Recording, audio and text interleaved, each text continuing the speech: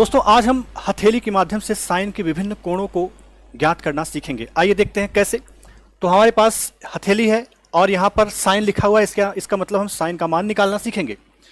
अंगूठे को 90 अंश, बाकी उंगलियों को 60 अंश, 45 अंश, 30 अंश और 0 अंश क्रमशः रखा जाएगा। और जब हमें कोण को ज्ञात करना है, जिस कोण को ज्ञात करना है उस कोण के नीचे उंगलियां गिननी होगी कि कितनी उंगलियां हैं। जैसे 60 अंश का मान यदि हमें ज्ञात करना है तो हम देखेंगे कितनी उंगलियां उसके नीचे हैं।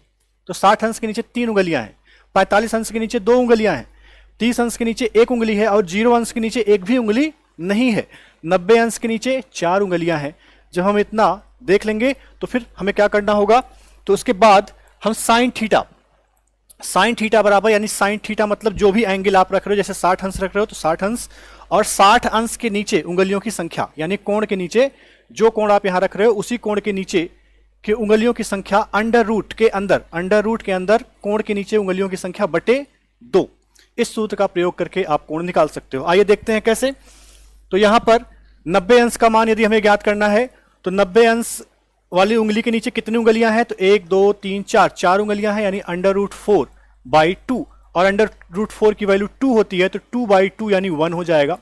ऐसे 60 अंश का मान यदि ज्ञात करना है तो इसके नीचे कितनी उंगलियां हैं, 1 2 3, तो अंडर रूट 3/2 और अंडर रूट 3/2 ही इसका आंसर होगा। फिर आगे देखिए 45 डिग्री के लिए 1 और 2 उंगलियां हैं, तो यहां पर अंडर रूट 2/2 और इसको हम सॉल्व करें तो 1/√2 भी लिखा जा सकता है, ठीक है।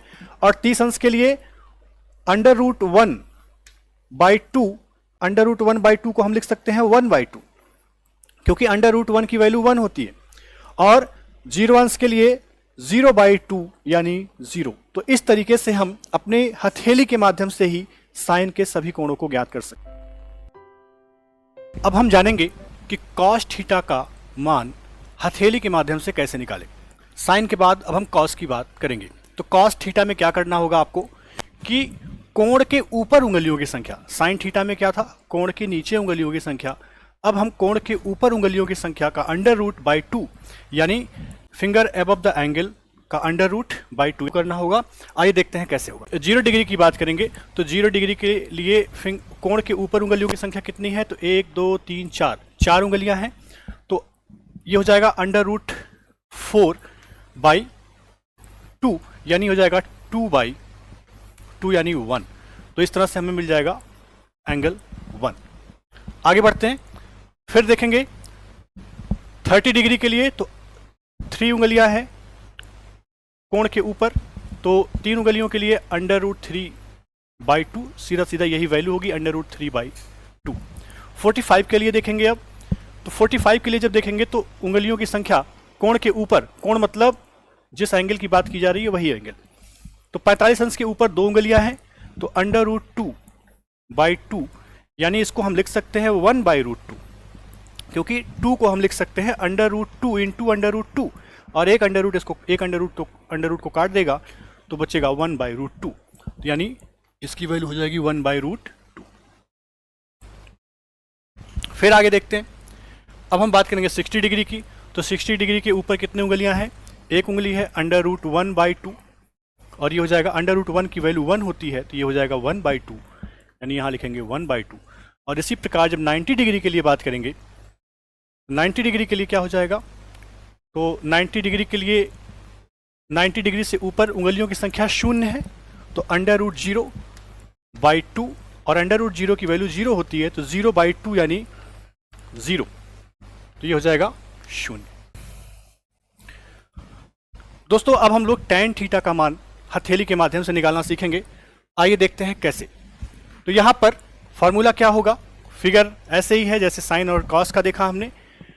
tan में क्या करना होगा, कोण के ऊपर उंगलियों की संख्या बटे कोण के नीचे उंगलियों की संख्या, जिस कोण की हम बात करेंगे, जिस कोण का मान हम निकालना चाहते हैं उसके ऊपर उंगलियों की संख्या और उसके नीचे उंगलियों की संख्या दोनों हमें काउंट करना होगा और टोटल को अंडर रूट के अंदर लिखना है। यहाँ /2 वगैरह नहीं है, ठीक है, टोटल को अंडर रूट के अंदर लिखना है, यानी fingers below the angle by fingers above the angle under root के अंदर, ठीक है।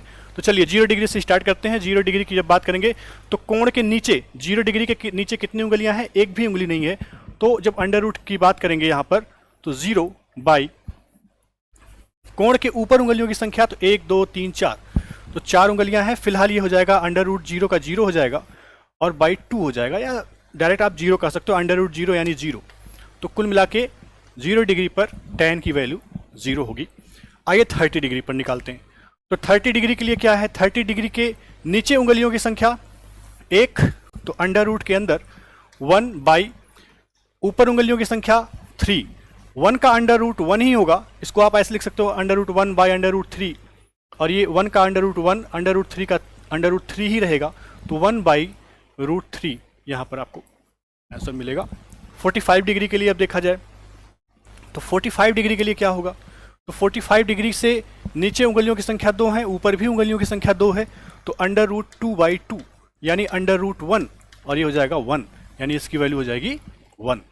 फिर 60 डिग्री के लिए अगर हम बात करें तो नीचे उंगलियों की संख्या 3 है, ऊपर 1 है, तो अंडर रूट के अंदर 3/1 यानी 3/1 लिखेंगे, और under root 3 by under root 1 आप इसको कह सकते हो, आप समझ सकते हो, तो डायरेक्ट भी लिख सकते हो कि अंडर रूट 3 ही आएगा। ठीक है, तो इसकी वैल्यू हो जाएगी अंडर रूट 3। फिर आखिरी बचता है 90 डिग्री। तो 90 डिग्री के लिए भी सेम तरीका, इसके नीचे 90 डिग्री के नीचे उंगलियों की संख्या 4 है और ऊपर 0 है, यानी 90 डिग्री के ऊपर एक भी उंगली नहीं है, तो अंडर रूट 4/0, और ये हो जाएगा, तो अपरिभाषित या फिर इसको हम जरूरत पड़ने पर 1/0 भी कहते हैं, 1/0 या अपरिभाषित।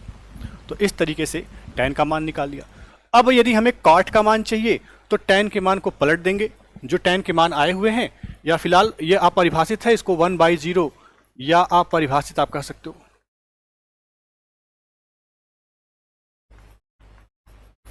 tan का मान चाहिए तो इसको पलट देंगे, 1/0 ये बन जाएगा, ये अंडर रूट 3/1 बन जाएगा, ये 1/1 या 1/√3, ये 0/1 यानी 0 हो जाएगा।